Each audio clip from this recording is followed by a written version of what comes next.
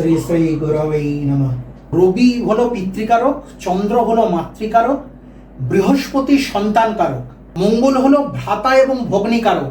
দেখুন জ্যোতিষশাস্ত্র কত সূক্ষ্মাতি সূক্ষ্ম বিষয়। পোষ্যকারক, কেতু হলো পোষ্যকারক, অর্থাৎ আপনার বাড়িতে যদি আপনি কুকুর পোষেন, বিড়াল পোষেন, খরগোশ পোষেন, যা কিছু আপনার পেট অ্যানিমাল যা কিছু বাড়িতে থাকবে তা কিন্তু কেতুর অন্তর্গত আসবে। এর আগে আমার কাছে একটা ক্লায়েন্ট এসেছিলেন বাঁকুড়া থেকে। তার বাচ্চাটা খুব ভালোবাসে কুকুরটাকে, কিন্তু কুকুরটা সেই বাচ্চাটাকে বারবার কামড়ে দিচ্ছে। তো ওনারা সিদ্ধান্ত নিয়েছেন যে কুকুরটাকে এবার বের করে দেবেন। তার আগে যাই হোক আমার সাথে একটা কনসালটেশন করলেন। কেতু যেহেতু সাংঘাতিকভাবে পীড়িত, সেহেতু কুকুরটা তাকে কিন্তু বারবার কামড়ে দিচ্ছে। তো এখানে হলো কেতু হলো পোষ্যকারক। রবি যদি কারো উচ্চস্থ হয় আর শনি যদি নিচস্থ হয় তাহলে চাকরির ক্ষেত্রে কিভাবে বেটার করে? রবি উচ্চস্থ, শনি নিচস্থ। হ্যাঁ, এবার ঘটনা হলো সেক্ষেত্রে যদি দেখা যায় যে একদম এই সিচুয়েশন, রবি খুব উচ্চস্থ, শনি খুব নিচস্থ, সেক্ষেত্রে অন্যান্য জায়গাগুলো তো দেখতেই হবে, অনেক জায়গা দেখার বিষয় আছে। মূলত যে ব্যাপারটা হয় সেটা হলো সরকারি দিক থেকে আপনি কোনো সহযোগিতা পাবেন, আনুকূল্য পাবেন সরকারের তরফ থেকে, মানে সরকারের সাথে খুব ভালো যোগাযোগ রইল, কিন্তু চাকরিটা ডাইরেক্ট নয়, কিন্তু ইনডাইরেক্ট। এর আগের দিন বলেছিলাম প্রতিটা গ্রহের সক্ষেত্র বলেছিলাম, কোথায় তুঙ্গস্থান বলেছিলাম, কোথায় নিচস্থান বলেছিলাম।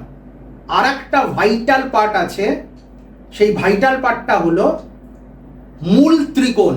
রবি যেমন সিংহ রাশি সক্ষেত্র, আবার সিংহ রাশি মূল ত্রিকোণ। তুঙ্গস্থান মেষ আগের দিন বলেছিলাম, নিচস্থান তুলা। আচ্ছা, এরপরে একটা অত্যন্ত ভাইটাল চ্যাপ্টারে আসছি। এটা কিন্তু আমি পড়ানোর সাথে সাথে আমি কিন্তু জিজ্ঞাসা করবো আপনাদের, খুব কনসেন্ট্রেশন দেবেন কিন্তু এটা। শনি যায় 2.5 বছরে, সব থেকে ধীরগতি সম্পন্ন গ্রহ হলো শনি। এক ঘর থেকে আরেক ঘরে যায় 2.5 বছরে। এই বৃহস্পতি এখানে বসে আছে, এখান থেকে বৃহস্পতি এখানে আসবে। শনিও এখানে বসে আছে, এখান থেকে এখানে আসবে। স্যার একটা প্রশ্ন আছে। হ্যাঁ, শিওর। কোন রাশি থেকে কখন আছে এটা বর্তমান গোচরটা কি করে? এক্স্যাক্টলি, দুর্দান্ত প্রশ্ন। আমি এই প্রশ্নটা খুব এক্সপেক্ট করছিলাম। দুর্দান্ত প্রশ্ন। পঞ্জিকা কিন্তু সবাইকেই কিনতে হবে, পঞ্জিকা না কিনলে কিন্তু মুশকিল। টোটাল 6টা গ্রহ মীন রাশিতে 29শে মার্চ পৌঁছে যাবে। সেই জন্যই বলা হচ্ছে সারা পৃথিবী জুড়ে ভয়ঙ্কর একটা কিছু ঘটতে চলেছে।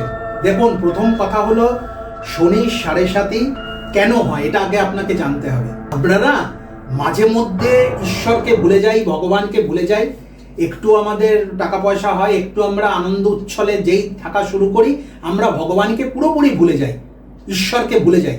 আমরা ভুলে যাই যে আমাদের কেন পাঠানো হয়েছে পৃথিবীতে, সেই আসল উদ্দেশ্যটাই আমরা ভুলে যাই। ঠাকুর যে কারণে সত্যানুসরণে বললেন, অভাবে পরিশ্রান্ত মনই ধর্ম জিজ্ঞাসা করে। অভাবে পরিশ্রান্ত মন। যখন আমরা বিপদে পড়ি তখনই হে ঠাকুর বাঁচাও বলি, তাই নয় কি? শনি আসেন আমাদের একটু নাড়িয়ে দিতে, জাস্ট নাড়িয়ে দিতে শনি আসেন। শনির 7.5 হলো এটা। তিনি বুঝিয়ে দেন যে ওরে এবার সাবধান হ, ঠিকঠাক করে ভগবানের আশ্রয় গ্রহণ কর, জাস্ট কাঁপিয়ে দেওয়ার জন্য। আর একটা কি, শনির 7.5 মানুষকে বুঝিয়ে দেয় তার প্রকৃত শুভাকাঙ্ক্ষীকে।